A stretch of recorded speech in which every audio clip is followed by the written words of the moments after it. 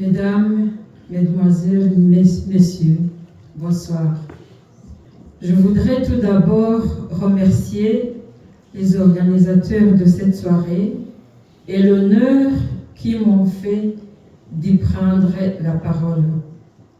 Je voudrais vous remercier tous qui êtes là pour avoir accepté de participer à cette soirée dédiée à la mobilisation pour la libération des prisonniers politiques au Rwanda.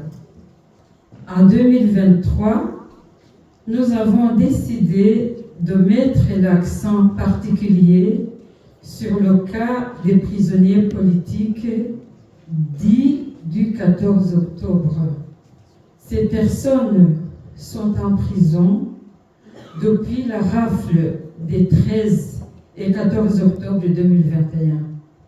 Le régime de Kigali leur reproche d'avoir lu le livre intitulé « Comment faire tomber un dictateur quand on est seul, tout petit et sans armes ».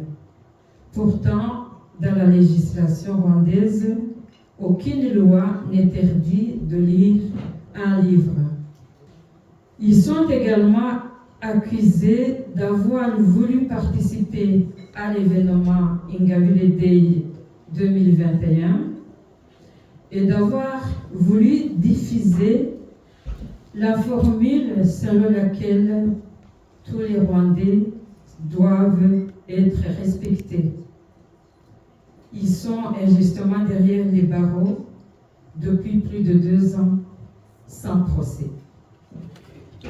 Je parle de Claudine Uwimana, Sylvain Sibomana, Alexis Luchubanganya, Marcel Nahimana, Emmanuel Masengesho, Alphonse Mutabazi, Hamad Hagenimana, Jean-Claude Ndaïchimiye et le journaliste Théoneste Sengimana.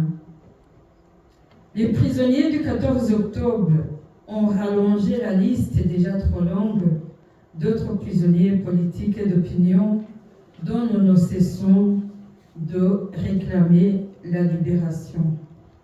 Parmi les plus connus, je peux citer Yvonne Idamande Idiamogwiza, Deogracias Moshahidi, Aimable Karasira, Théophile Ntirutwa, Abdul Rachid Hakuzimana, Dr Christophe Mozayo, Dr Joseph Mossi, Professeur Léopold Munyakazi, Fabien Twagirayezu, Gracien Saviyaremye, Evode Barushimana, Papias Ndaïchimiye, Norbert Oufetamahoro et des journalistes comme Dieudonné Niansenga alias Icyuma Hassan, Focas Ndaïzera et beaucoup d'autres.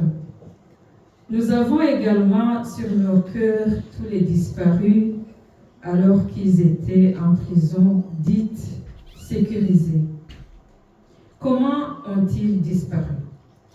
Mesdames, Messieurs, ce qui se passe ici, dans notre pays, c'est souvent de l'énigme.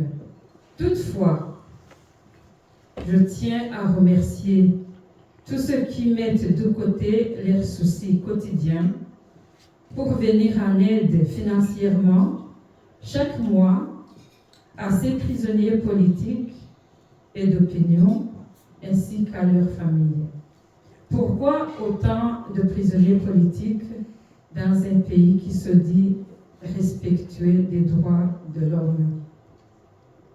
La réponse est claire et évidente.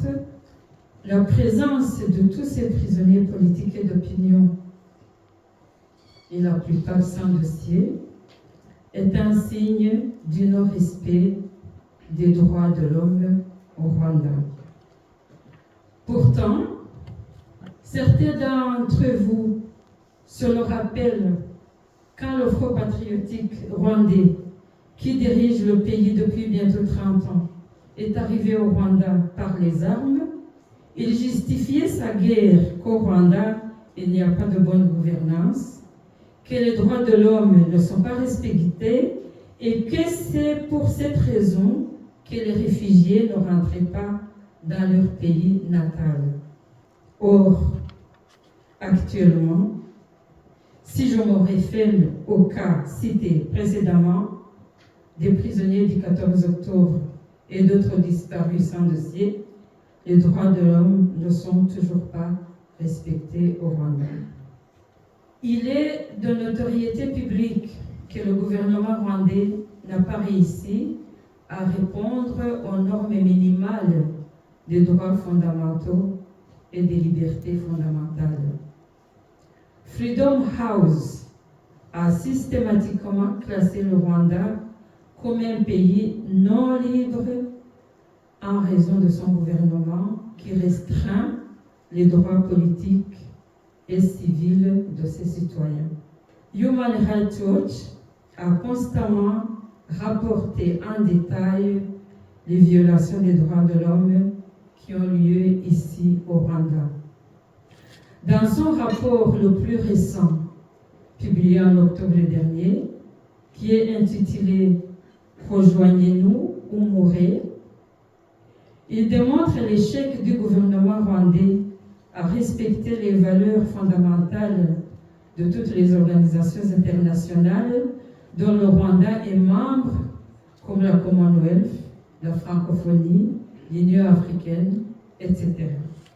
Je voudrais demander aux partenaires du gouvernement rwandais à faire pression sur les autorités rwandaises pour qu'elles respectent les droits et libertés fondamentaux, en particulier en vue des prochaines élections au Rwanda en 2024. À vos citoyennes et citoyens des pays qui octroient de l'aide issue de vos impôts au régime en place au Rwanda, je vous demande d'intervenir auprès de vos gouvernements pour qu'ils conditionnent l'aide à l'ouverture de l'espace politique, au respect des droits humains et à la libération de tous les prisonniers politiques et d'opinion, ainsi que la réhabilitation des anciens prisonniers politiques qui veulent participer aux prochaines élections de 2024. Mesdames et messieurs, le cycle de violence politique qui a eu lieu au Rwanda depuis plusieurs décennies doit s'arrêter. Je suis convaincue que si nous voulons éviter toute violence future et toute instabilité politique au Rwanda et dans la région des Grands Lacs africains, il faut un dialogue qui inclut toutes les composantes de la population rwandaise. C'est ce que nous appelons le dialogue rwandais-ottoman inclusif. Je vous remercie. C'est Victoire Ingabire Umuhoza.